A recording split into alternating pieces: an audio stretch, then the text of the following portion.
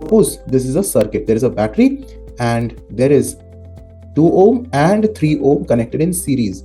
All right. And this battery is of potential difference. It is supplying a potential difference of 12 volt. There is a switch. The switch is on. अच्छा, ये switch on है. अब मैं तुमसे पूछूं सबसे पहला चीज, what is the current flowing in the find number 1 क्या है? लिखो क्वेश्चन को, current flowing in the circuit, मतलब इस सर्किट में कितना करंट फ्लो कर रहा है. अच्छा, इसी स्टेटमेंट को ना कई बार लिखा जाता है find the current drawn from the battery. Current drawn from the battery. तुमसे अगर कोई पूछे what is the current drawn from the battery, इसका मतलब ही है current flowing in the circuit. दूसरा क्वेश्चन क्या है? पार्ट 2 क्या है चिल्ड्रन? पार्ट 2 है करंट इन 2 ohm resistor. और थर्ड क्वेश्चन है find the current in 3 ohm resistor. In 3 ohm resistor. 3 ohm resistor. Alright, अब हम इसको सॉल्व कैसे करते हैं? सॉल्व करना बहुत इजी है. तो सबसे पहले हम निकालेंगे total resistance of the circuit. जब भी हमें करंट निकालना हो तो हम total resistance in the circuit निकालते हैं. तो total resistance, total R, in this case 2 and 3 ohm are the only resistance in the circuit and they are in series. तो सिंपली तुम दोनों को ऐड कर दोगे, 2 ohm plus 3 ohm है ना. सीरीज में अभी मैंने बताया था कि ऐड किया जाता है 5 ohm. अच्छा, अब हो गया. पोटेंशियल डिफरेंस दिया हुआ है 12 वोल्ट. तो तुम्हें करंट निकालना है I is V upon R. Ohm's law है ना, V इक्वल्स टू IR. तो V का वैल्यू है 12, R का वैल्यू है 5. सो इसको सॉल्व करोगे तुम्हें आ जाएगा 12 डिवाइडेड बाई 5 करोगे 2.4 आ गया. सो 2.4 एम्पियर. यानी यहां पर अगर मैं इस फिगर में करंट को शो करूं तो जो करंट फ्लो कर रहा है वो है 2.4 ampere. This 2.4 ampere only passes through this 2 ohm and also the same 2.4 ampere passes through this 3 ohm. That means the same current will flow through 2 ohm and this 3 ohm. तो ये first question का है ना कि current flowing इन circuit, वो तो आ गया 2.4 ohm. Current flowing in the circuit, वो तो हमारा आ गया 2.4 ohm, I mean ampere. 2.4 ampere, ohm नहीं एम्पियर, ऑब्वियसली करंट का एम्पियर होता है. अच्छा, नाउ अगर पूछे what is the current in 2 ohm resistor, वो भी तो उतना ही है. Current flowing in 2 ohm resistor, is it different? No, the same current is flowing through 2 ohm resistor, so it will be 2.4 ampere only. And the same 2.4 ampere is passing through the 3 ohm resistor also. Will it be different? Nahi. So current flowing in 3 ohm resistor is also the same 2.4 ampere. तो तुमने ध्यान से देखा कि series में चाहे resistances का value different ही क्यों ना हो, 2 ओम था, दूसरा 3 ओम था, रेजिस्टेंसेस का वैल्यू डिफरेंट था, लेकिन क्या डिफरेंट करंट फ्लो किया? नहीं, the same current flows through each of the resistors in series. तो क्या हमने कंक्लूड किया? Same current. ये कंक्लूजन है ना एक इस न्यूमेरिकल का, सेम, बहुत इंपॉर्टेंट कंक्लूजन है. द सेम करंट, एस को स्मॉल करते हैं क्योंकि ये बीच का वर्ड है तो एस कैपिटल नहीं होगा. The same current flows through each of the resistors connected in series. तो ये तो करंट का बात हो गया. हम अगर टोटल करंट निकाल दें तो हमारा सीरीज में जो भी है ना उनको वही करंट मिलेगा. हाँ, अच्छा, अब क्या? अब हम बात करेंगे पैरेलल के केस में क्या होता है. ध्यान से देखो, बहुत बेसिक लेवल से कंसेप्ट्स को क्लियर करते हुए मैं कराऊंगा, ठीक है? बहुत इंटरेस्टिंग है. अब मैं वही रेजिस्टेंस है, वही हमारे रेजिस्टेंसेस हैं. चलिए देखो 2 ohm 3 ohm, लेकिन इस बार उनको मैंने पैरेलल में कनेक्ट कर दिया और यहां पर हमने लगा दिया स्विच, ठीक है? And this is again 12 volt potential difference का battery. The question is same, let it be the same question. Okay, इस बार सिर्फ फिगर अलग है, हालांकि पूछ वही सेम चीज रहा है. Find number 1 total current in the circuit. देखो कितना अलग कॉन्सेप्ट लगेगा, कितना इंटरेस्टिंग है. Total current in the circuit, board का जो क्वेश्चन उसको करने के लिए ये सारे बेसिक नॉलेज होना चाहिए, तुम्हें तभी कर पाओगे. Total current in the circuit निकालने बोल रहे हैं. सर्किट को ना CKT शॉर्ट फॉर्म में लिखा जाता है, लेकिन तुम पूरा लिखो CIRCUIT. अच्छा, फिर बोल रहे हैं find current in 2 ohm resistor. उसके बाद हमें निकालना है find the current in 3 ohm resistor. अब कैसे करेंगे? क्या सेम करंट फ्लो करेगा दोनों रेजिस्टर से? जी नहीं. देखो, टोटल करंट को पहले निकालेंगे. मैंने अभी बताया था टोटल करंट निकालने के लिए तुम्हें टोटल रेजिस्टेंस निकालना पड़ेगा. तो चलो टोटल रेजिस्टेंस पहले निकालते हैं. लेट टोटल रेजिस्टेंस, जिसे हम इक्विवेलेंट रेजिस्टेंस बोल सकते हैं, लेट इक्विवेलेंट रेजिस्टेंस या टोटल रेजिस्टेंस भी बोल सकते हो, बी R.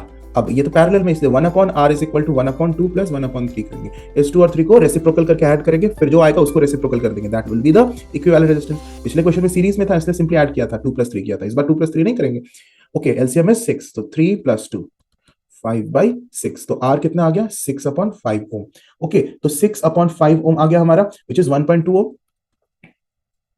ये हो गया टोटल रेजिस्टेंस। हमें निकालना है टोटल करंट।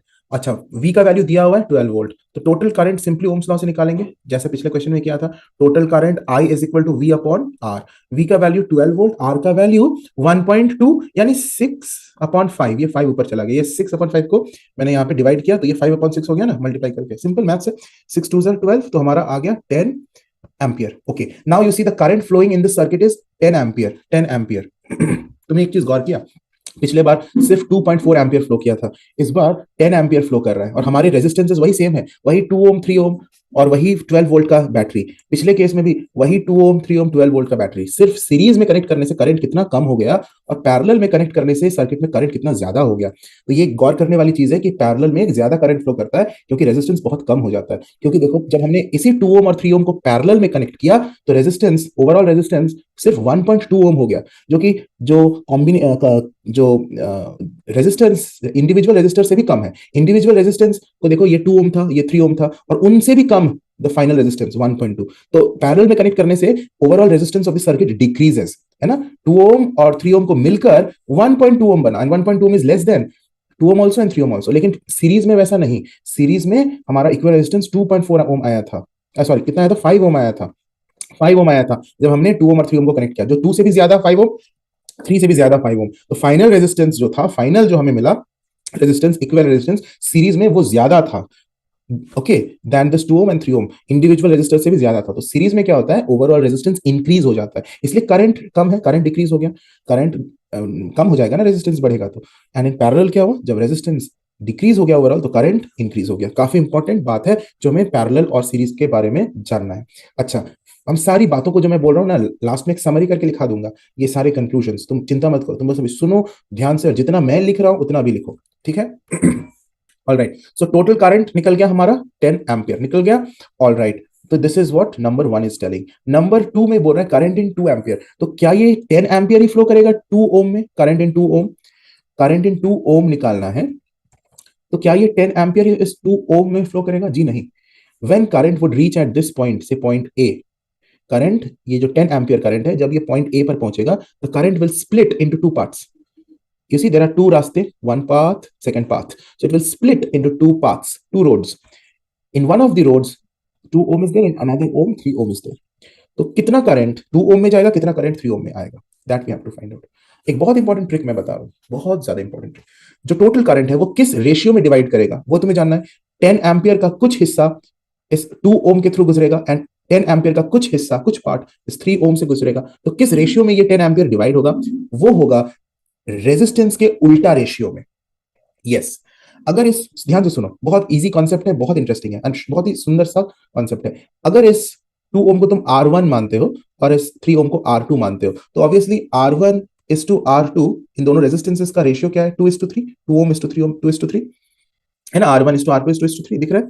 तो जो करंट है, मान लो R1 में I1 करंट गया एंड R2 में I2 करंट गया, वही करंट हमें निकालना है, I1 I2। तो I1 इज टू I2 का जो रेशियो होगा ना, वो 2:3 नहीं होगा, ये रेजिस्टेंस का उल्टा रेशियो 3:2 होगा। This is what I want to tell. तो I1 is to I2 is 3:2, क्योंकि रेजिस्टेंसेस का रेशियो है 2:3, तो करंट का रेशियो 3:2 होगा। क्यों? रेजिस्टेंस और करंट इनवर्सली प्रोपोर्शनल होता है, इसलिए V is equal to IR हमें बताता है कि इफ V इज कांस्टेंट, अगर V को हम कांस्टेंट मान ले तो I को नीचे भेजेंगे, और V को अगर हम कांस्टेंट मान ले तो R is inversely proportional to I होगा ना। ऐसे भी जानते ही हो, रेजिस्टेंस इंक्रीज होता है तो करंट डिक्रीज ही होता है, तो उल्टा ही होता है ना, रेजिस्टेंस डिक्रीज होगा तो करंट इंक्रीज होगा। तो दोनों का इनवर्स रिलेशन होता है करंट और रेजिस्टेंस का। इस वजह से जो रेजिस्टेंस का रेशियो होता है उसका उल्टा रेशियो करंट का होगा। तो अगर हमने I1 निकालना है तो कैसे निकालेंगे? I1 को हम 3x, I2 को हम 2x मान सकते हैं, क्योंकि I1 is to I2 is 3:2। तो टोटल करंट क्या हो जाएगा? 3x I1, I2 हमारा 2x, एंड टोटल करंट कितना है हमारा? 10 एम्पियर, क्योंकि I1 plus I2 is nothing but 10 ampere. यही 10 एम्पियर तो I1 और I2 में डिवाइड किया ना, तो टोटल करंट कितना है? 10 एम्पियर। तो 5x इज इक्वल टू 10, तो हमारा x आ गया 2, 5 2 10, x हमारा 2 आ गया। अब हम आराम से निकाल सकते हैं, क्योंकि I1 हमारा 3x था, I2 हमारा 2x था। तो I1 कितना हो गया चिल्ड्रन? I1 हो गया 3 इंटू एक्स, मतलब 3 इंटू 2, 6 एम्पियर। I2 कितना हो गया children? 2 into x, that means 2 into 2, 4 ampere. और देखो 6 + 4 10 ही होता है, यानी 10 एम्पियर किस तरह से स्प्लिट हुआ?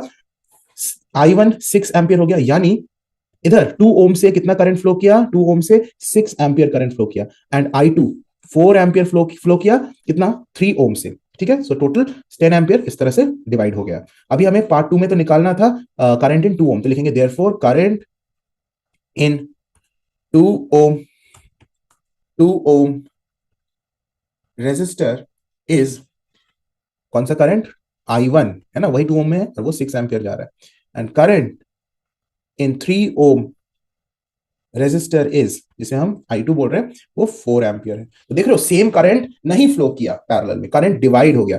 तो क्या कंक्लूजन हम निकाल सकते हैं children, that same current, rather ऐसे लिखो, current divides the total current, the total current divides in parallel resistors. Okay, divide हो गया करंट, टोटल करंट, तो सेम करंट फ्लो नहीं किया, जो मेन सर्किट का करंट है वो डिवाइड कर गया। ओके, तो यहां पर हमने दो क्वेश्चन किया सीरीज और पैरेलल में, और करंट का नेचर को समझा। सीरीज में क्या देखा हमने कि सेम करंट फ्लो करता है through each of the resistors in series, लेकिन यहां different current can flow through each of the resistors in series because the current divides in some ratio. यहां पर किस रेशियो में करंट डिवाइड हुआ, total current divides in the ratio which is opposite to the ratio of the resistances. ठीक है, clear हो गया concept.